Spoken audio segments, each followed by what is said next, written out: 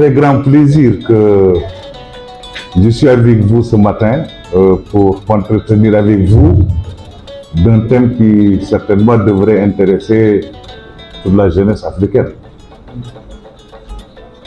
Cette opportunité qui m'est offerte, je voudrais d'abord remercier le président Ibrahima Elo Assar qui, après 15 ans de compagnonnage, m'offre enfin la possibilité de découvrir une de ses réalisations à travers IKJ. Et je vous assure que ce matin, en vous écoutant avec tous les discours qui ont été divulgués, avec justement l'engagement de toute la communauté de IKJ, j'ai compris que c'était très normal qu'un panafricaniste vous rende visite. À tout à l'heure, Léopold, en me présentant, peut-être il vous a donné mon parcours académique. Mais moi, je me présenterai autrement. Je suis de Thiès.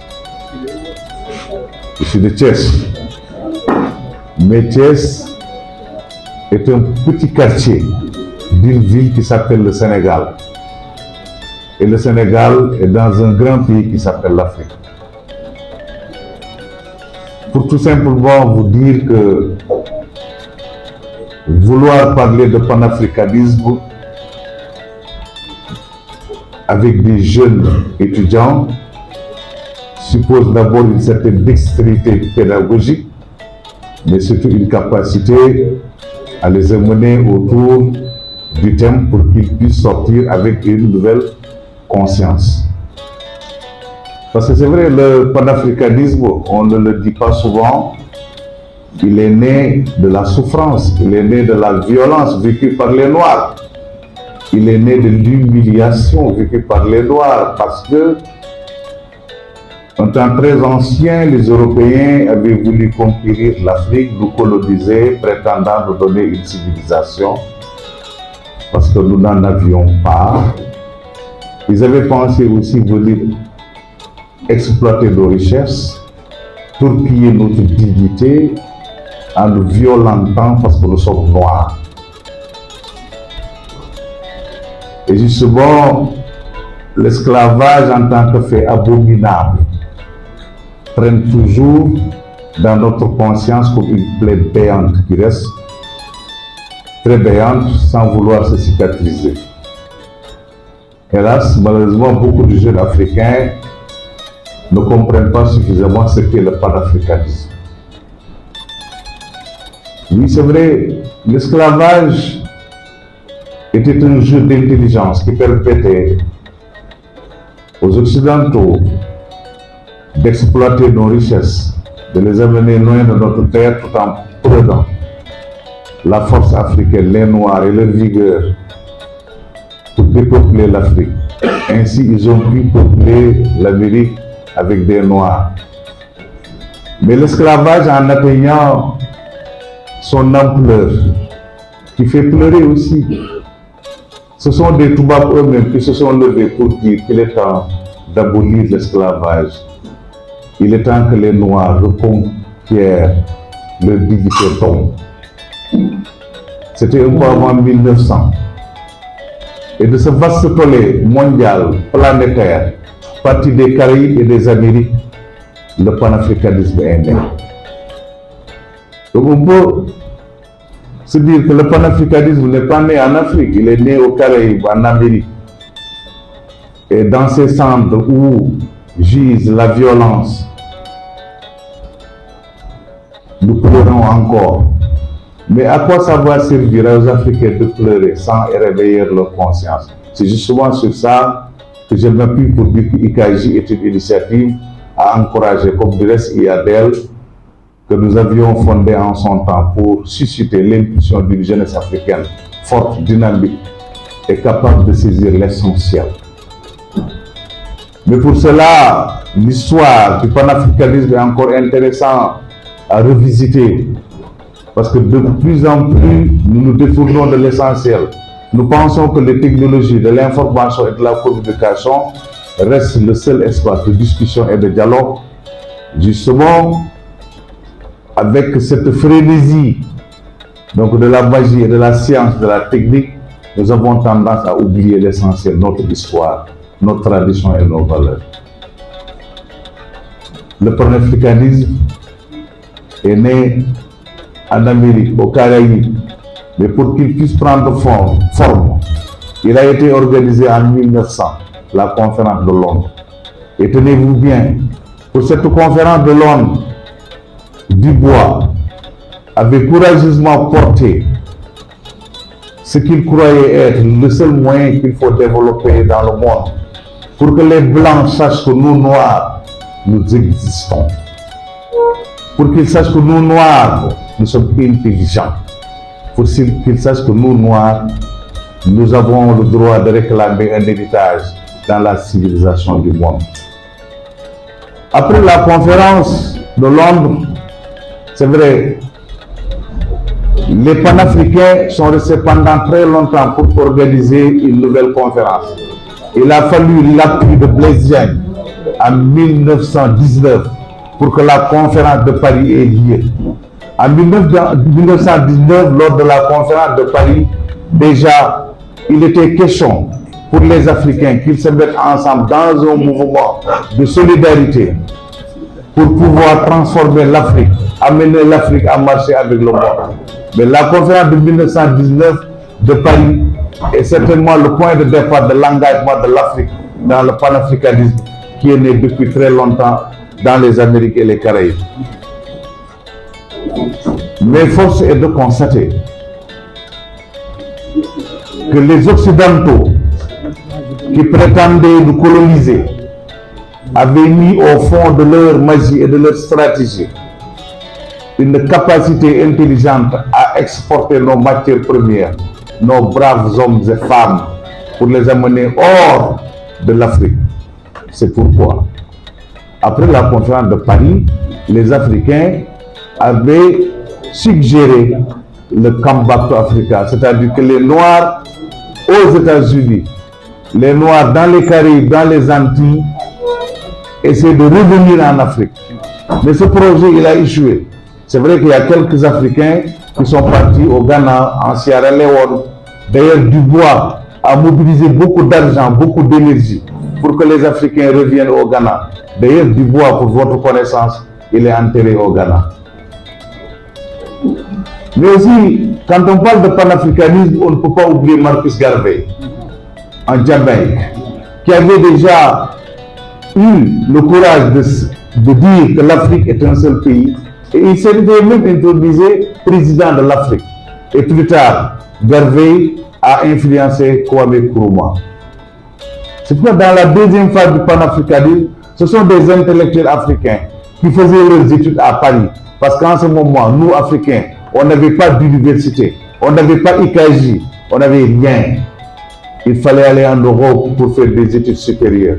Mais ces premiers étudiants se sont mis ensemble pour réfléchir sur une question, la question noire dans l'humanité. Je ne vais pas vous citer beaucoup d'auteurs, mais pour nous, Sénégalais, on retient Alioune Diop, qui avait installé Présence Afrique au cœur de Paris. Nous pouvons retenir d'autres comme Djibril Tamsir Niane, comme Amadou Kourouma. C'était des intellectuels africains qui ont défié l'Occident pour leur rappeler le panafricanisme qui est né depuis très longtemps au 19e siècle aux États-Unis. Ça vous permet déjà de vous dire ce qu'est le panafricanisme.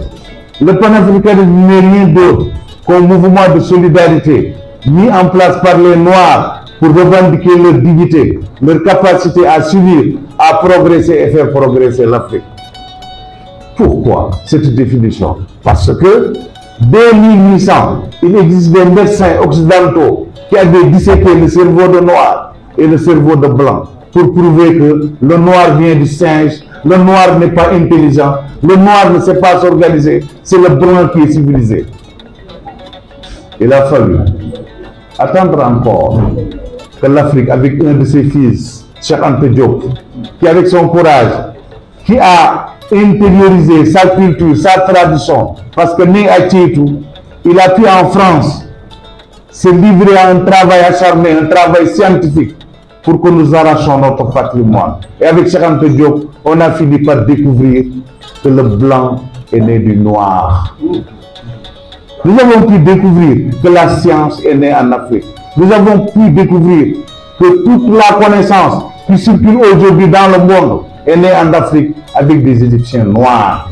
Ils avaient honte, les Toubabs, de dire que les Égyptiens étaient noirs. Ils ont dit qu'ils avaient une race sombre. Ils n'avaient pas vu le phénix. Ils n'avaient pas vu tout le symbolisme, tout ce qui se lisait à travers l'histoire égyptienne pour prouver que le blanc vient du noir, le jaune vient du noir, le rouge vient du noir. Si on avait encore beaucoup plus de temps, on allait économiser la pensée à la science de Cheikh Anta Diop pour prouver que la civilisation est née en Afrique. Et de ces travaux, nous avons pu inventer une nouvelle conscience africaine qui a pu revendiquer l'indépendance.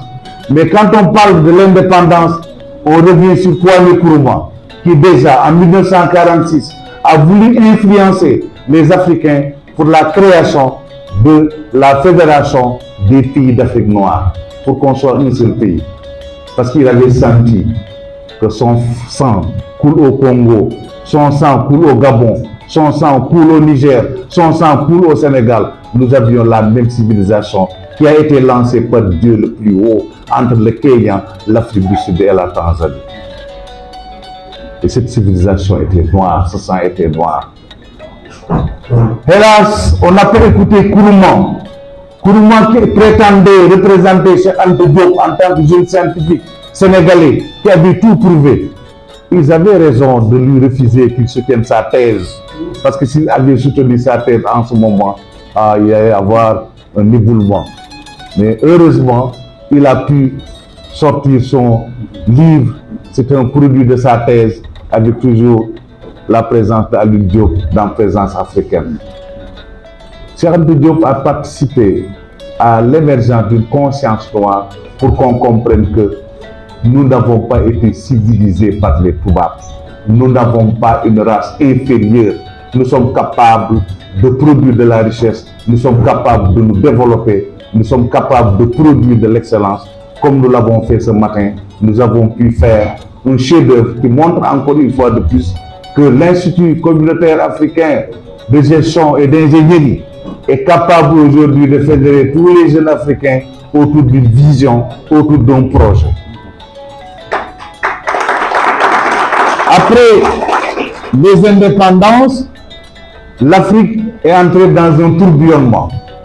Les Occidentaux ne nous ont pas abandonnés, ils ont continué à nous diviser, ils ont continué à imposer le néocolonialisme qui est une autre forme de colonisation intelligente, une autre forme de colonisation qui allait leur permettre de modifier nos états d'esprit, nos attitudes et nos comportements. Ils ont continué à nous dominer. Et pendant cette période, de braves hommes comme Ahmed Sékou Touré se sont levés pour dire non au néocolonialisme, à l'impérialisme. Pendant cette même période, certains chefs d'État africains ont travaillé pour développer l'Occident, ont travaillé pour que l'Afrique soit pillée, turpillée, pour que l'Afrique soit dominée. Il fallait encore attendre jusqu'aux années 80 pour voir l'émergence et la naissance de Thomas Sankara. On ne peut pas parler de panafricanisme sans citer ce monsieur qui a incarné le panafricanisme révolutionnaire, consistant à donner à l'Afrique une dignité, une capacité à pouvoir renforcer son intégrité, une capacité à se doter de mécanismes propres pour imposer à l'Occident que nous sommes capables de créer notre souveraineté, notre autonomie et notre vraie indépendance. Et ce tournant du panafricanisme a encore montré que le panafricanisme revendiquait la liberté de l'Afrique, la capacité de l'Afrique à s'affranchir de ceux qui nous regardent comme des animaux, de ceux qui nous regardent comme des gens incapables, de ceux qui nous regardent comme des communautés qui ne peuvent point impulser des leaders comme Ibrahim El Ouassar. C'est à cela que nous parlons. Et lorsque Thomas Sankara a apporté une nouvelle influence pour la jeunesse africaine, c'est là qu'est née une nouvelle forme de panafricanisme. Mais ce panafricanisme n'a pas su se dissocier dans des champs différents. Parce que jusqu'à présent, on confond le panafricanisme révolutionnaire qui cherche à imposer au monde l'acceptation de l'Afrique comme berceau de l'humanité, avec une restauration de son histoire, avec surtout le refus de l'aliénation et de la subordination. Cette jeunesse africaine a repris le panafricanisme pour le déployer dans un champ politique. On parle de panafricanisme politique pour que nos chefs d'État essaient d'inventer une idéologie, une politique qui nous permet d'affirmer notre souveraineté, notre puissance. Your power. Le Toubab n'est pas plus fort que moi. Il fallait aussi penser à un panafricanisme culturel qui permettra de revisiter les travaux de Cheikh Anta Diop pour revendiquer l'unité culturelle de l'Afrique. L'Afrique a une seule culture. Une seule culture. On nous a malmenés, on nous a poussé vers la division et on a même essayé de nous montrer que vous n'existez pas. Et certains d'entre nous ont accepté ce fait en se disant nous n'existons pas. Chers étudiants du KJ, vous existez. Et de nos jours, le panafricanisme est en train de se dénaturer parce qu'on pense que le panafricanisme c'est de l'activisme. C'est une accumulation d'injures, d'insanités et de propos infocons. Non. Nous avons dépassé ça. Nous avons appris ce que les Européens ont appris. Nous avons compris ce qu'ils ont compris. Nous sommes capables de nous bloquer dans un système scientifique et prouver au Toubab que nous avons intériorisé la leçon de Cheikh Anta Diop qui nous avait dit « Jeunes Africains, armez-vous en sciences jusqu'aux dents pour arracher votre patrimoine culturel. » Moi, j'ai arraché le mien. Et moi, arraché le sien. Mais aujourd'hui, les panafricanistes pensent qu'il faut être sur le terrain de la violence. Non. Nous devons montrer aux Occidentaux que nous sommes capables de créer la science. Et même dans vos écoles, on vous a enseigné des élucubrations et des mensonges en prêtant à Pythagore un théorème qu'il n'a pas inventé. Ce sont nos grands-pères africains qui l'ont inventé. 3 au carré plus 4 au carré égale 5 au carré. On continue de vous faire croire que tout ce qu'il y a comme circulation de connaissances, de technologies et de techniques, vous n'avez pas apporté votre contribution. Refusez, jeunes Africains. Et aujourd'hui, le panafricanisme politique est en train de se positionner dans le monde parce que la démocratie inventée par les Occidentaux est morte. Nous avons aujourd'hui une autre forme de démocratie que j'appelle affectueusement la démocratie populaire. C'est une démocratie qui naît à la base parce que les citoyens sont exigeants, ils sont informés, ils sont capables de porter des revendications qui partent de la base pour dire aux politiques comment ils doivent orienter notre vie, comment ils doivent orienter notre pays, comment ils doivent orienter l'Afrique. Et en ce même moment, beaucoup de régimes poussent en Afrique. Mais il faut que ces régimes alimentent encore une fois de plus leur conception, leur programme, leur stratégie, leur projet avec le panafricanisme qui a suivi un fil conducteur pour s'imposer aujourd'hui dans un monde mondialisé qui ressemble à un monstre. Demain, la civilisation sera en Afrique. La civilisation aura fait son tour mondial et pour bâtir son apogée, il viendra aux îles de la Madeleine ou aux îles de Gorée. Et en ce moment, tous les Africains se réuniront et chacun apportera son pagne et nous allons créer la vraie unité africaine. Différente de celle-là, de l'Union africaine qui n'est rien d'autre qu'un syndicat de chefs d'État défendant des intérêts.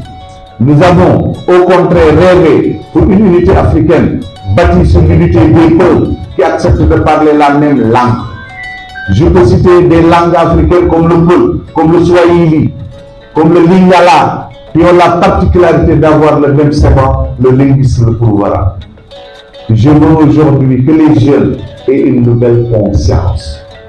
C'est la conscience de se positionner comme des Africains capables de créer eux-mêmes leur progrès sans compter sur l'extérieur parce que nous en avons assez avec cette dépendance. Et demain, nous réaliserons une Afrique, je dis bien une Afrique qui est très prospère, de ses richesses immenses et de toutes ses ressources vivantes, mais une Afrique juste qui valorise tous les êtres humains en instaurant l'équité des peuples, l'équité sociale et l'équité des territoires. Mais je veux donner aussi une Afrique qui sera souveraine. Je ne parle pas uniquement de la souveraineté alimentaire. Je commence par la souveraineté historique. C'est que nous acceptons que c'est nous qui avons inventé le monde et nous sommes forts. Je parle de la souveraineté intellectuelle, que nos enfants ne pensent pas que l'école retarde, que les enfants ne soient pas accrochés à la connaissance, que les enfants soient accrochés à la combine, à la ruse. Chers fils, armez-vous de science et arrachez votre patrimoine culturel. Je veux aussi parler de la souveraineté technologique. Il faut que dans nos écoles, on essaie de repenser l'enseignement et que l'éducation puisse générer un système technique africain et que les Africains se sentent fiers d'avoir apporté une contribution scientifique. C'est après que viendra la souveraineté alimentaire, parce que nous n'allons pas tenir si nos casses sont vides. Chers étudiants, on aurait pu avoir plus de temps pour parler de ce thème, le panafricanisme. Faire un survol de ce qui s'était passé hier et ce qui se passe aujourd'hui. Mais le dernier message que je donne, je vous dis que le panafricanisme tel qu'il se passe aujourd'hui, il n'est pas favorable pour construire une Afrique dynamique, une Afrique en mouvement, une Afrique de progrès, une Afrique solide. Parce que on n'a pas pris le temps dans nos écoles d'enseigner le panafricanisme. On n'a pas pris le temps d'enseigner la conscience historique revendiquée par Cheikh Anta Diop, l'unité culturelle de l'Afrique et la création des États, de la Fédération des États africains. C'est pourquoi moi, j'adore le projet IGAJ, parce que qui me demande tout de suite c'est quoi IGAJ, je vais vous dire que c'est un institut communautaire et africain. Le mot communautaire rappelle l'institut qui va s'appuyer sur l'idéologie africaine de la tradition pour promouvoir un système de solidarité, un système d'échange où le pauvre est respecté autant que le riche et que dans le système communautaire, nous allons bâtir un rythme, le rythme qui est spécifique à l'Afrique. Et ce rythme qui est spécifique et c'est le rythme posé. Mais le mot africain, ce n'est rien d'autre qu'une convocation des étudiants à connaître leurs valeurs, à accepter ces valeurs et les incarner comme de véritables Africains. Et finalement, vous êtes des panafricains comme votre cher serviteur. Je vous remercie de votre attention. Voilà, merci.